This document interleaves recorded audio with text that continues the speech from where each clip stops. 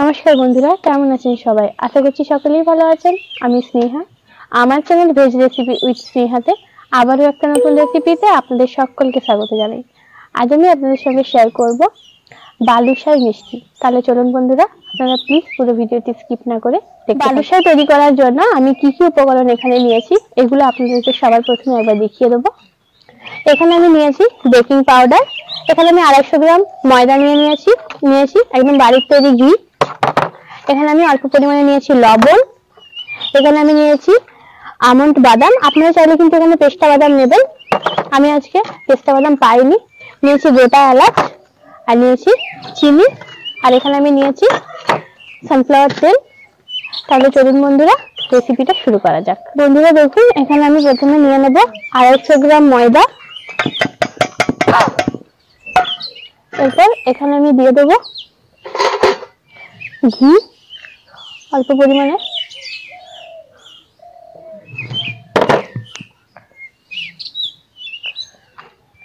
এরপর এখানে আমি দিয়ে দেবো একদম অল্প পরিমাণে লবণ। মিষ্টি জিনিসে কিন্তু একটু লবণ দিলে খেতে আরো বেশি ভালো লাগে। এবার এখানে আমি দিয়ে দেবো বেশ কিছুটা পরিমাণে বেকিং পাউডার। আপনারা চাইলে কিন্তু এটা টক দই দিয়েও করতে পারেন, কিন্তু এরকম ঘরোয়া উপকরণ দিয়ে করলেও কিন্তু খুব বেশি ভালো লাগে খেতে। এরপর আমি ভালো করে ঘিটার সাথে মিশিয়ে নেব।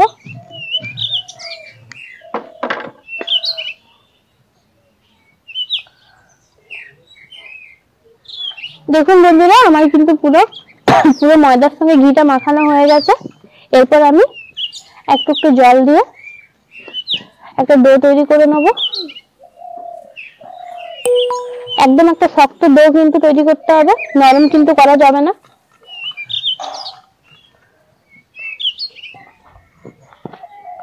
এরকম আস্তে আস্তে জল দিয়ে কিন্তু আমি পুরোটা মেখে নেব।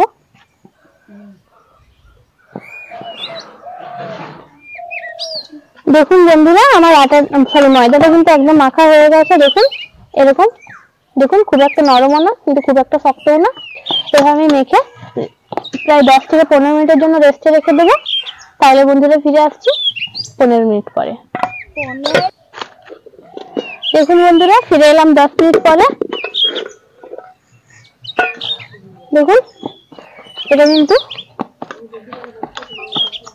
আমার একদম ঠিকঠাক হয়ে গেছে। এরপর আমি এখান থেকে অল্প পরিমাণে দেখুন এরকম, তো এরকম মানে এটা কোনো নির্দিষ্ট কোনো ভাবে প্লেন করার দরকার নেই। এরকম জাস্ট মধ্যখানটা একটু ফুটো করে দেবো।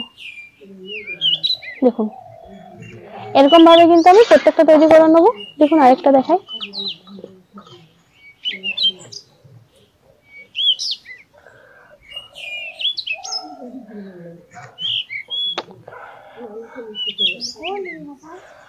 এই যে দেখুন একটা কিন্তু আমি তৈরি করে নিলাম।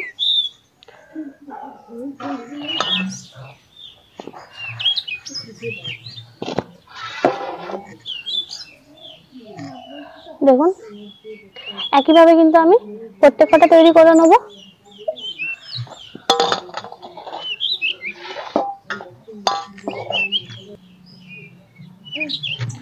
বন্ধুরা, বালুশাইয়ের জন্য প্রথমে আমি চিনি শিরাটা তৈরি করে নেব। এই জন্য দেখুন কড়াতে দিয়ে দেবো 1 বাটি পরিমাণে চিনি।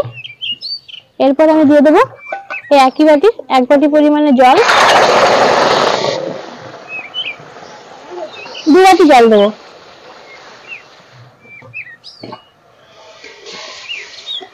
এরপর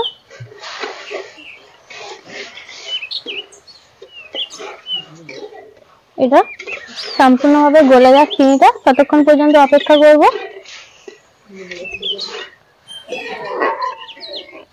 এরপর এখানে আমি দিয়ে দেবো 5টা এলাচ।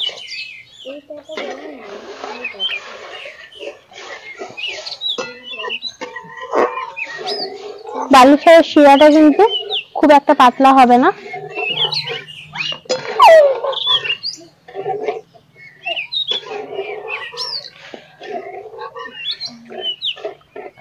এইভাবে আমি কিন্তু চিনি শিরাটা তৈরি করে নেব। দেখুন বন্ধুরা, আমার চিনি শিরাটা কিন্তু একদম ফুটে উঠেছে, তার মানে এটা একদম তৈরি হয়ে গেছে। একটু কালারের জন্য আমি এখানে প্যাপিলনের একটু ইয়েলো ফুড কালার ইউজ করব। ব্যাস, এরপর আমি এটাকে নামিয়ে নেব।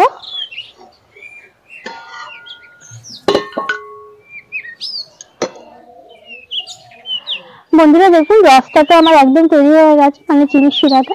এরপর আমি বালুশাইগুলো ভেজে নেবো। এই জন্য কড়াইতে দিয়ে দেবো বেশ কিছুটা পরিমাণে সাদা তেল। তেলটা গরম হয়ে যাক। দেখুন বন্ধুরা আমার বালুশাইগুলো কিন্তু একদম তৈরি হয়ে গেছে। এরপর আমি এগুলোকে ভেজে নেবো। দেখুন তেলটাও আমার প্রায় অনেকটা গরম হয়ে আসছে। এরপর আমি বালুশাইগুলো ছেড়ে দেবো।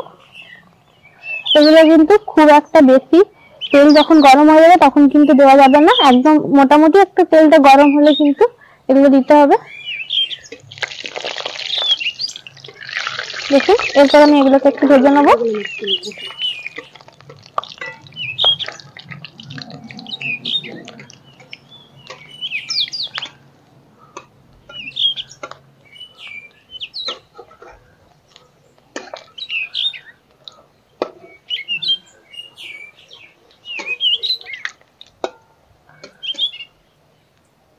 দেখুন বন্ধুরা আমার কিন্তু বালুশাইগুলো একদম ভাজা হয়ে গেছে। এরপর আমি এগুলোকে তুলে নেবো। দেখুন তুলে এটা পুরো ডাইরেক্ট আমি রসে দিয়ে দিচ্ছি।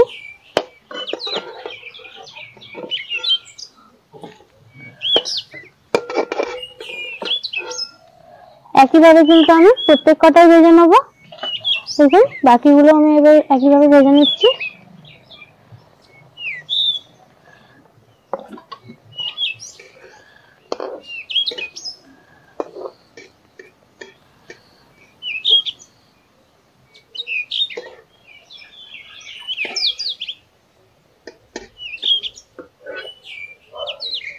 দেখুন বন্ধুরা আমার বালুশাইগুলো কিন্তু একদম তৈরি হয়ে গেছে।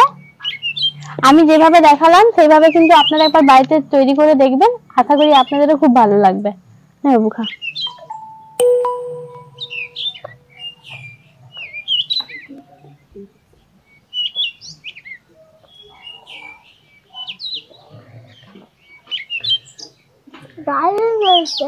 ভালো লাগছে? খাই বইটা। বন্ধুরা আপনারা এইভাবে একবার বাড়িতে তৈরি করে দেখবেন, আশা করি আপনাদেরও খুব ভালো লাগবে। তাহলে বন্ধুরা আজকে এই পর্যন্ত, দেখা হচ্ছে পরবর্তী কোনো একটা ভিডিওতে। ততক্ষণ পর্যন্ত ভালো থাকুন, সুস্থ থাকুন।